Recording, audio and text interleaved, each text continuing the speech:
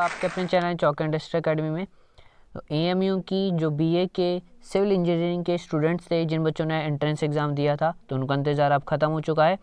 तो ये selected candidates की चांस मेमो की जो एडमिशन लिस्ट होती है वो आ चुकी है। तो जैसे कि आप सभी देख सकते हैं, इस बीए सिविल इंजीनियरिंग की है और इसमें रोल नंबर और रैंक आपको दिखाई गई है।